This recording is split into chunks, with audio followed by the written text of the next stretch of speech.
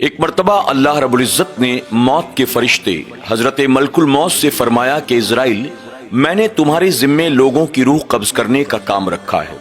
تم سینکڑوں سالوں سے لوگوں کی روح قبض کرتے چلے آئے ہو، مجھے بتاؤ کیا کبھی ایسا بھی ہوا کہ کسی کی روح قبض کرتے وقت تمہیں تکلیف ہوئی ہو؟ موت کے فرشتے اسرائیل علیہ السلام نے عرض کیا کہ یا اللہ، 2 مرتبہ میرے ساتھ ایسا ہوا کہ جب کسی انسان کی روح قبض کرتے وقت مجھے بہت ہی زیادہ تکلیف ہوئی۔ اللہ رب العزت نے فرمایا کہ بھلا وہ کب؟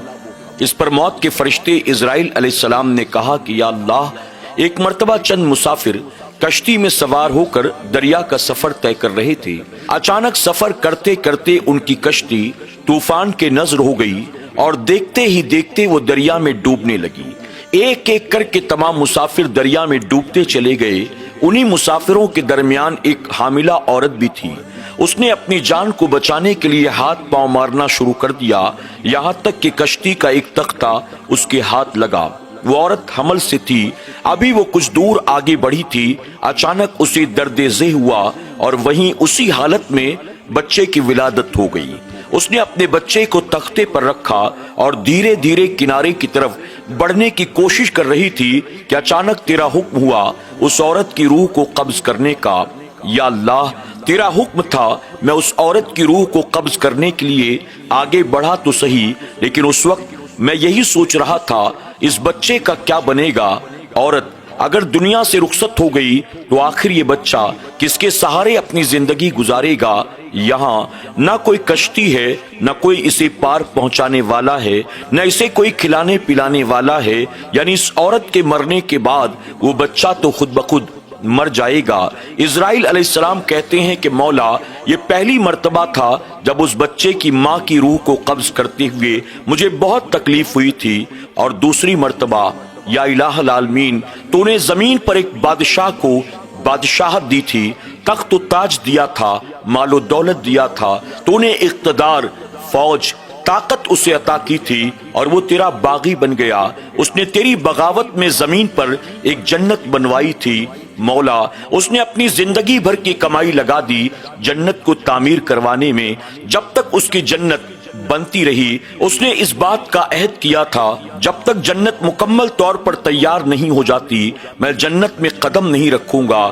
جب تک اس کی جنت بنتی رہی تو نے جسم سے روح کے رشتے کو باقی رکھا، دھڑکنوں کو چلاتا رہا، رگوں میں خون دوڑاتا رہا، جسم کے اعضاء کام کرتے رہے۔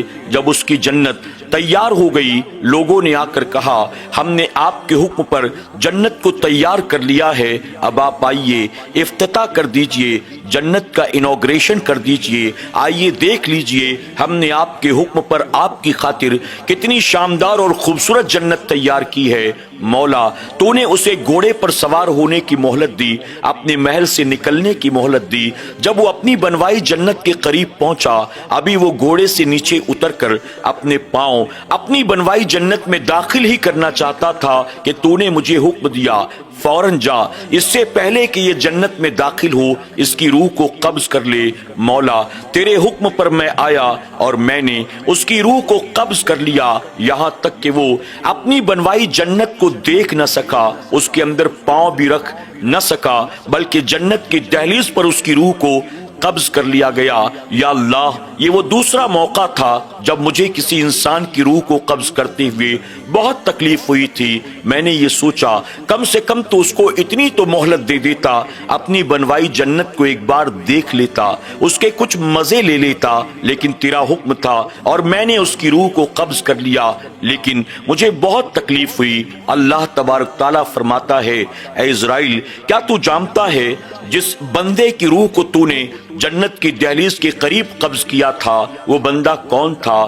عرض کرتے ہیں، مولا تو بہتر جانتا ہے۔ اللہ تبارک تعالیٰ فرماتا ہے، اسرائیل، تو نے دونوں مرتبہ ایک ہی بندے پر افسوس کیا۔ اسرائیل علیہ السلام عرض کرتے ہیں، میرے کریم، میں نہیں سمجھا تو کیا کہنا چاہتا ہے؟ اللہ فرماتا ہے، اسرائیل، تو جانتا ہے تختے پر وہ بچہ جو ماں کے بغیر اکیلا رہ گیا تھا وہ کون تھا؟ یہ وہی بچہ تھا جس کو میں نے زندگی دی، جس کو میں نے اپنا حفظ و امان دیا، جس کو میں نے پال پوس کر بڑا کیا، جس کو میں نے اس دنیا میں جینے کا سلیقہ دیا، بادشاہت دی، اقتدار دیا، حکومت دی، اور ایک وقت ایسا آیا وہ میرا باغی بن گیا، اس نے میری نافرمانی کی اور میری بغاوت میں زمین پر جنت کو تعمیر کیا۔ گویا جس کی تو نے جنت کے دروازے پر روح کو قبض کیا تھا وہ کوئی اور نہیں، اسی عورت کا بچہ تھا جو تختے کے سہارے کنارے پر لگا تھا۔ اللہ اکبر۔ اسرائیل علیہ السلام نے جب یہ سنا حیران رہ جاتے ہیں۔ ناظرین اکرام، آپ دیکھیں اللہ تبارک تعالیٰ جب حفاظت کرنے پر آتا ہے تو بن ماں کے بچے کی حفاظت سمندر کی لہروں کے درمیان ایک تختے کے سہارے فرما دیتا ہے، اور جب اللہ تبارک تعالیٰ کسی بندے کی پکڑ کرنا چاہتا ہے تو اس کی اپنی تعمیر کردہ جنت کے دروازے پر وہ کھڑا ہو، اللہ اس کی پکڑ کر لیتا ہے اور اس کی اپنی بنوائی جنت میں اسے داخل نہیں ہونے دیتا۔ یقیناً اللہ رحمان ہے، رحیم ہے، کریم ہے، ستار ہے، غفار ہے، لیکن وہی اللہ قہار بھی ہے، جبار بھی ہے۔ اسی طرح کل قیامت کے دن اللہ تبارک تعالیٰ اگر پکڑ کرنے پر آئے گا، بڑے سے بڑے عابد و زاہد کی پکڑ کر لے گا، بڑے سے بڑے متقی پرہیزگار کی پکڑ کر لے گا، اور اللہ جس کی پکڑ کر لے گا کائنات کا کوئی شخص بھی اسے اللہ کی پکڑ سے بچا نہیں سکتا ہے۔ اسی طرح اللہ تبارک تعالیٰ قیامت کے دن اگر کسی کو بخشنے پر آئے گا تو ایک انسان کتنا بڑا پاپی کیوں نہ ہو، کتنا بڑا مجرم کیوں نہ ہو، کتنا بڑا گناہگار کیوں نہ ہو، اللہ ایسا رحمان ہے، رحیم ہے، کریم ہے کہ وہ اپنے بڑے سے بڑے گناہگار بندے کو بے حساب کتاب جنت میں داخل فرما دے گا۔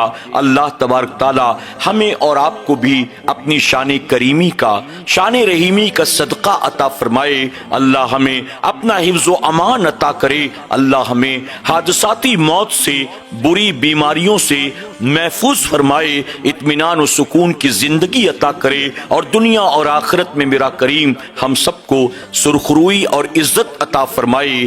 آمین یا رب العالمین۔